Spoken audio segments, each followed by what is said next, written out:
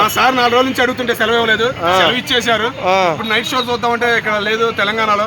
ఇంకా పర్మిషన్ ఎలా అనిపించాయి? తాండవం ఆడిపోతున్నాయి అన్న. 7 విషయాలు చూస్తుంటే 7 తరాలు గుర్తుండిపోయాయి అన్న.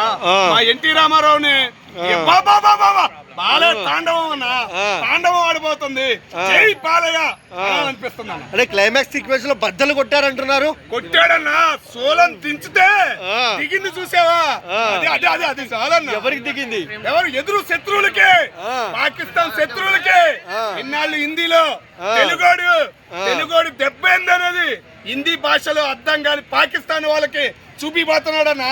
ఒక్కొక్క డైలాగ్ వాళ్ళకి బద్దలు అవ్వాల్సిందే, బద్దలు కాబోతుంది. అఖండ పార్ట్ 1 లో ఇంటర్వెల్ బ్లాస్టింగ్, సో 2 లో పిచ్చి ఎక్కిపోయేలా ఉందంట. మామూలు కాదన్నా. అఖండ 2 ఫస్ట్ అనేది హిందీలో రాలా, కరోనా పోయింది. కరోనా వచ్చి సినీ ఫీల్డ్ పడిపోయింది అనుకున్నారు, కానీ అఖండతో సినీ ఫీల్డ్ పైకి లేచింది, బాలయ్యని గుర్తుండేలాగా చేసింది.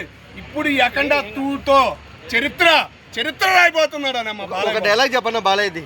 బాలయ్య ఒక డైలాగ్ అన్న, మతం దేవుడు అనేవాడిని మీరు వివిధ భాషల్లో కొలుస్తారు, కానీ ఇక్కడ మతం అనేది ఉంటుంది చూసావా, సనాతన హైందవ ధర్మం అనే డైలాగ్ చెప్పాడు. ఓకే, ఇంకా ఊచకోతకి సిద్ధం అంటావా? సిద్ధం అంటావేందన్నా? ప్రతి తెలుగోడు ఆల్రెడీ సినిమా హాల్ దగ్గర టికెట్లు వదలలేదని పడిపోతున్నారు. ఒక తాండవం ఆడిపోతుందన్న, తాండవం ఆడిపోతుంది. సూపర్.